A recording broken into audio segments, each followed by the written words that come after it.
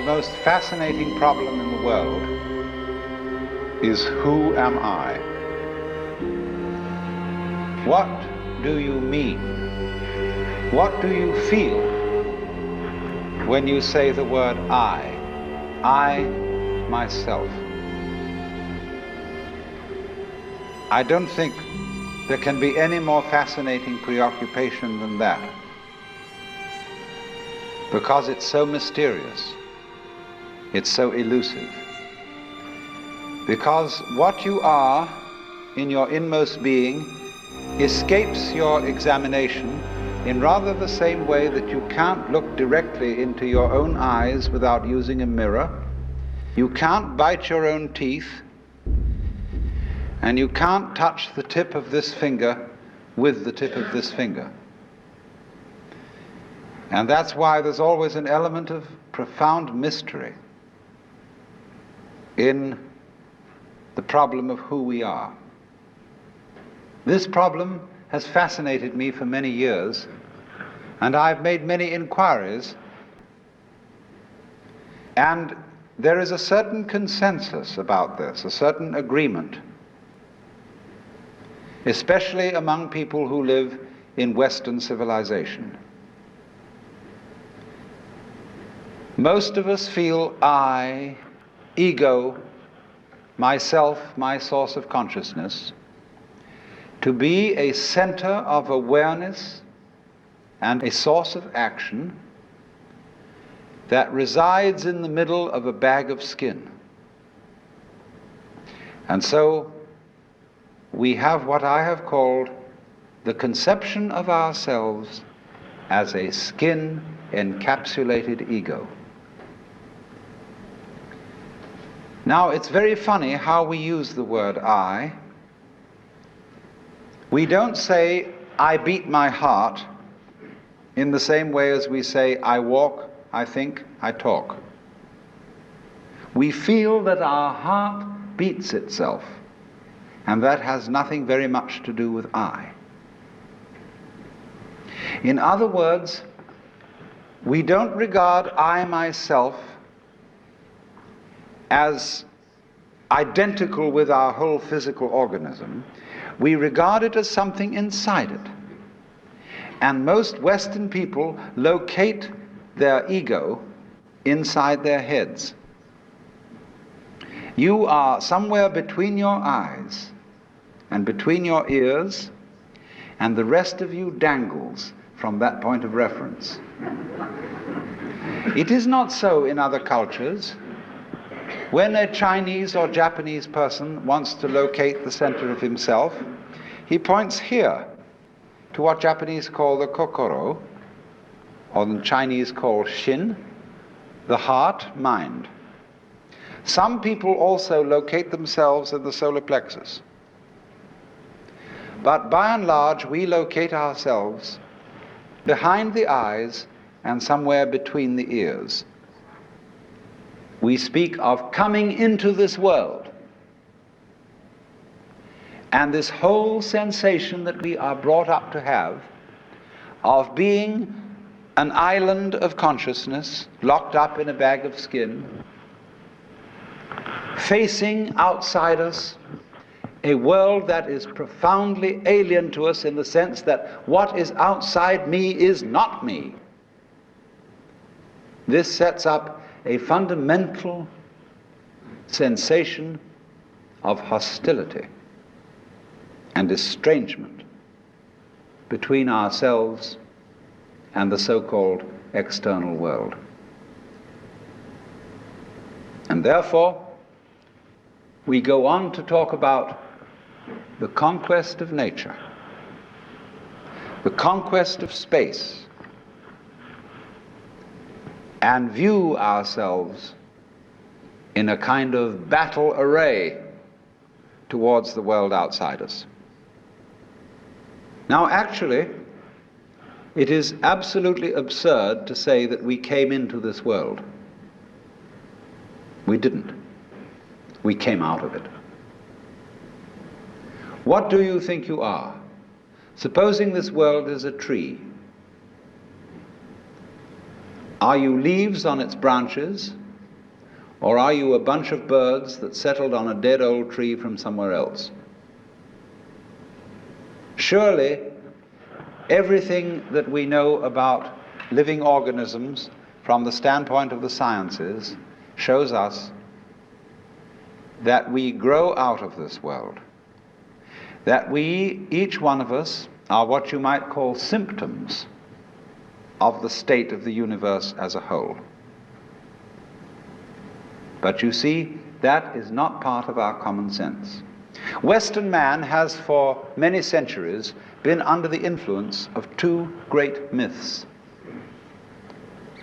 When I use the word myth, to me the word myth signifies a great idea in terms of which man tries to make sense of the world. It may be an idea, it may be an image. Now, the two images which have most profoundly influenced Western man are, number one, the image of the world as an artifact, like a carpenter's table or a jar made by a potter. Indeed, in the book of Genesis, there comes the idea that man was originally a clay figurine made out of the earth by the Lord God, who then breathed into this clay figurine and gave it life. And the whole of Western thought is profoundly influenced through and through and through by the idea that all things, all events, all people, all mountains, all stars, all flowers, all grasshoppers, all worms, everything are artifacts, and they have been made. And it is therefore natural for a Western child to say to its mother, "How was I made?"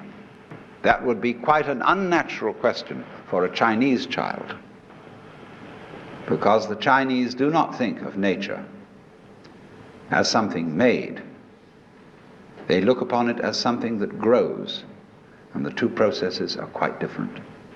When you make something, you put it together, you assemble parts, or you carve an image out of wood or stone, working from the outside to the inside. But when you watch something grow, it works in an entirely different way. It doesn't assemble parts. It expands from within and gradually complicates itself, expanding outwards, like a bud blossoming, like a seed turning into a plant. But behind our whole thought in the West is the idea that the world is an artifact, that it is put together by a celestial architect, carpenter, and artist, who therefore knows how it was done. Because as we have in popular theology understood the Lord God, He is the mastermind who knows everything. And if you ask the Lord God exactly how high is Mount Whitney to the nearest millimeter, He would know exactly like that and would tell you. Any question, the Cosmic Encyclopedia Britannica.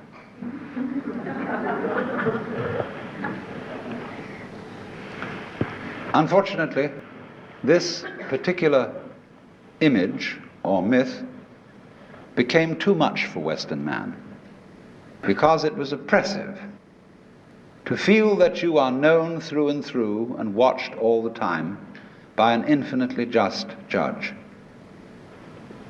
Everywhere is this eye watching, and judging you, so that you always feel you're never really by yourself. But the old gentleman is observing you and writing notes in his black book. And this became too much for the West. It became oppressive. They had to get rid of it. And so instead, we got another myth, the myth of the purely mechanical universe. This was invented at the end of the 18th century. It became increasingly fashionable throughout the course of the 19th century and well into the 20th century, so that it is today's common sense. Very few people today really believe in God in the old sense. They say they do, but they really hope there is a God. They don't really have faith in God. They fervently wish that there was one and feel that they ought to believe that there is. But the idea of the universe being ruled by that marvelous old gentleman is no longer plausible. It isn't that anybody's disproved it, but it just somehow doesn't go with the vast infinitude of galaxies and the immense light-year distances between them and so on. So instead, it has become fashionable, and it is nothing more than a fashion, to believe that the universe is dumb, stupid, that intelligence, values, love, and fine feelings reside only within the bag of the human epidermis, and that outside that, the thing is simply a kind of a chaotic, stupid interaction of blind forces. Courtesy of Dr. Freud, for example, biological life is based on something called libido, which was a very, very loaded word. Blind, ruthless, uncomprehending lust. That's the foundation of the human unconscious. And similarly, to thinkers of the 19th century, like Ernst Haeckel, even Darwin, T.H. Huxley, and so on, there was this notion that at the root of being is an energy. And this energy is blind. This energy is just energy. And it's utterly and totally stupid. And our intelligence is an unfortunate accident. By some weird freak of evolution, we came to be these feeling and rational beings, more or less rational. And this is a ghastly mistake, because here we are in a universe that has nothing in common with us, that doesn't share our feelings, has no real interest in us. We're just a sort of cosmic fluke. And therefore, the only hope for mankind is to beat this irrational universe into submission and conquer it and master it. Now, all this is perfectly idiotic. If you would think that the idea of the universe as being the creation of a benevolent old gentleman, although he's not so benevolent, he takes a sort of this hurts me more than it's going to hurt you sort of attitude to things. You can have that on the one hand, and if that becomes uncomfortable, you can exchange it for its opposite, the idea that the ultimate reality doesn't have any intelligence at all. At least that gets rid of the old bogey in the sky, in exchange for a picture of the world that is completely stupid. Now, these ideas don't make any sense, especially the last one, because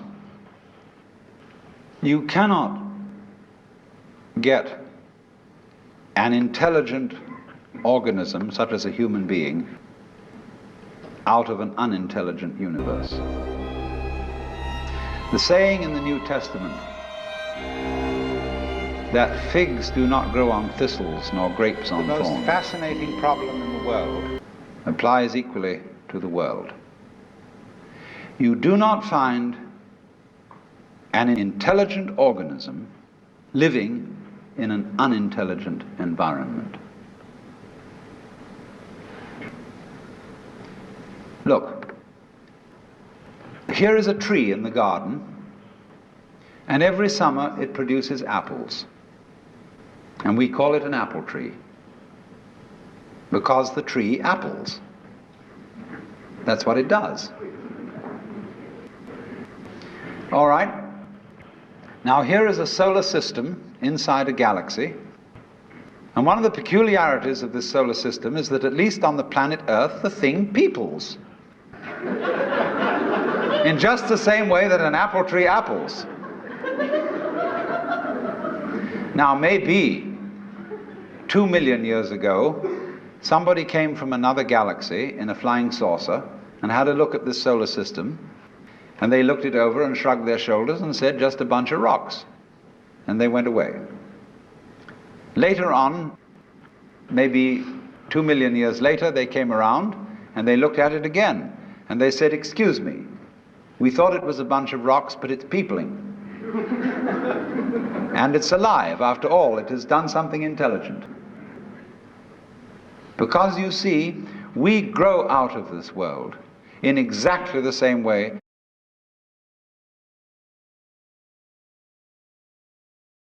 that the apples grow on the apple tree. If evolution means anything, it means that. But you see, we curiously twist it. We say, well, first of all, in the beginning, there was nothing but gas and rock. And then intelligence happened to arise in it, you know, like a sort of fungus or slime on the top of the whole thing. But we're thinking in a way, you see, that disconnects the intelligence from the rocks. Where there are rocks, watch out. Watch out, because the rocks are going eventually to come alive, and they're going to have people crawling over them. It's only a matter of time.